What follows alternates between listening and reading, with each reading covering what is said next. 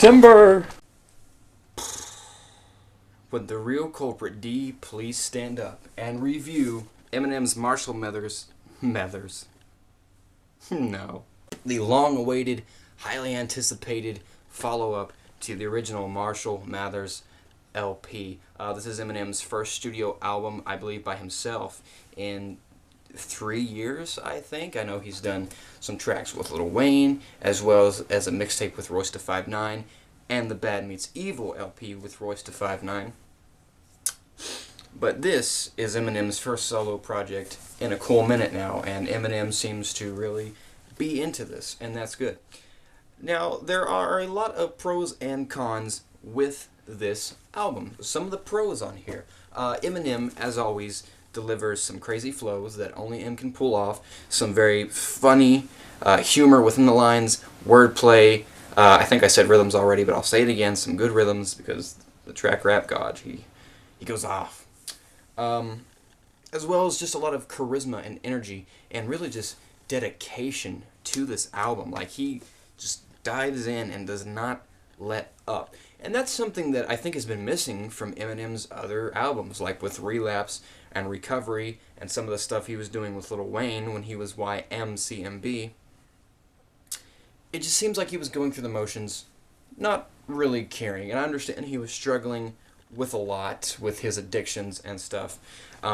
So those are some of the pros, as well as you've got good production from Rick Rubin, who is just very innovative and a sampling wizard with classic rock and things like that. Love his work on old Eminem stuff as well as old Jay-Z stuff. Now, some of the cons to it, though, Eminem tends to ramble and really just takes an idea and beats it to death. And that makes a lot of these songs really long. This is one of the longer rap albums of the year. You've got 16 tracks. None of them are shorter than 4 minutes. And a lot of these songs, I think, could have been just cut back and still have, if not the same effect, more of an effect, more of a punch to them because they're shorter. But on a lot of these tracks, especially tracks like Asshole and Evil Twin and Brainless, it's very easy to get distracted because M just kind of, by the third verse, it just becomes like rambling and it seems like he's bird walking and just kind of looking around the room while he's rapping. So there's that. Also, there are some songs on here with features. There are some beats on here with mastering. Some not mastered nearly to what they should be for this level of a release. A major label, huge platinum artist. You gotta have some better mixing and mastering on those beats. The track listing on Marshall Mathers LP2 seems to be pretty evenly balanced out. You have the songs that he knows are not going to get any airplay. He can do whatever he wants. He can be tongue-in-cheek and absurd and crude, funny, crazy rhythms, off the beaten path beats, no pun intended. And then he also bounces out with some songs that have some sung hooks, some more started from the bottom, now I'm here type lyrical themes. Sorry. And as well as sung hooks from artists that are really relevant right now on the top 40s. The initial track that I heard from this was Berserk, and I got somewhat excited because that track came out. I didn't listen to it for a couple of days, and I was asking people, well, how is it, and they were saying, it's old Eminem, it's shady, it's not Eminem, it's Slim Shady. His hair's blonde, and he's back to his old tricks again, and he's crazy, and so I went and checked it out, and it's okay. Berserk is an okay track. Then the third track that I heard off it, I don't think it was the last one released, was Rap God, which came out maybe 3.5, 4 weeks ago. And my thing with Rap God is I was expecting there to be a lot of controversy over it because of the title, because of the theme of the song, but really the controversy I've heard about it is because of the beat selection from M, with good reason. I think it's justified. The synthesizers and the beat are monotonous. The bass is not nearly as punchy and as loud as it needs to be, I don't think. And then the snare choice was not really good. It's just kind of a very mediocre beat. And I don't understand it. And Eminem does that in a couple of songs. in here, like with the song Monster with Rihanna. The beat has a very flow rida feel to it, to be honest. It really sounds similar to Whistle. And then the song Asshole that he did with Skylar Grey, this beat is not mastered right. It sounds like it's coming out of speakers at a supermarket. And you can do that for an effect and have it be cool in a song. But when the beat sounds like that and you're not trying to make it sound like that, then that's not good. But Rick Rubin kind of saves the day, really, production-wise, with these beats, including It's the Time of the Season, sampling the Zombies' old psychedelic pop rock song, came out in '67 off their Oracle album, and it is just great. And not only the beat is great, I wish I could have gotten that beat, but I'm not Eminem. The theme of the song is great. He also samples Steve Miller's The Joker in the song so far. Billy Squires' The Stroke in the Berserk, the initial single. There's a 50s, 60s pop rock doo-woppy sample in Love Game with Kendrick Lamar on here. So it's absolutely great. Now, as much as Eminem tends to ramble and beats kind of a dead horse and has these middle-of-the-road, radio-ready songs on here, he's also got some ones that are pretty deep and introspective, such as the song Headlights, which is really an ode to Eminem's mom, and it's very touching.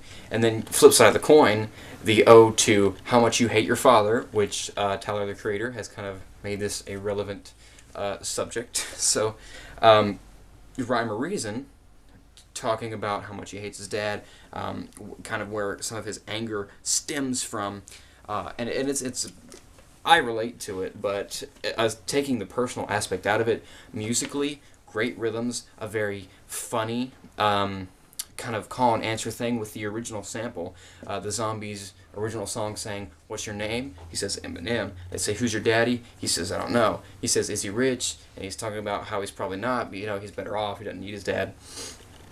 And then Eminem imitates the hook. It's very, very fun to listen to. It has some Eminem by the numbers in here where M is singing his own hooks. He's harmonizing with himself an octave above or an octave below, depending. But he's got some female singers in here, as well as Nate Ruess. Aside from the sung hooks on here, this album is pretty much feature-free. A couple sung hooks by females that are uncredited, but you have the Skylar Grey, you have the Nate Ruess from Fun, which I'm not a big fan of Fun.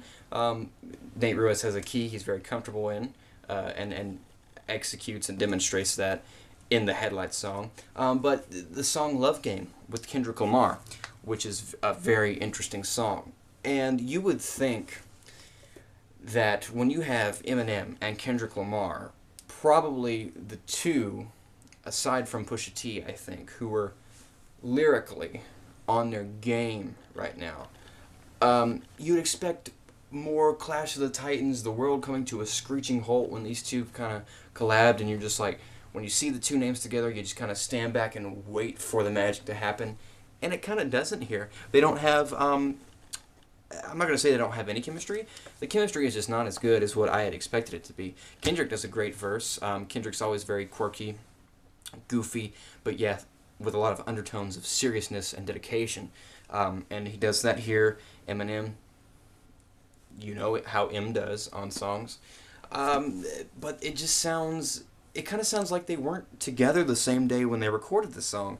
I noticed on the Pusha T album, when Pusha and Kendrick did a song together, there was incredible chemistry there. I mean, it sounds like, when you get in circles with, some of your rap friends and y'all are just sitting around kicking freestyles with each other and you say some genius stuff, that's kind of how I relate it to. It's just raw. It's just so raw. And here, there's not really rawness to it. And I don't know if that's the production style, maybe, because on the other Kendrick feature, you had something more soulful, and this one's kind of bubblegummy, sampled, a little bit more up-tempo. I don't know. I really don't know what it is. So I was kind of disappointed with that. Like I said, there is a lot of humor, wordplay, funniness throughout Eminem's stuff. Pretty much in everything Eminem's ever done, especially the early stuff. But one of the things I have an issue with Eminem in this album is that there's a lot of tongue-in-cheek humor, which normally isn't a bad thing.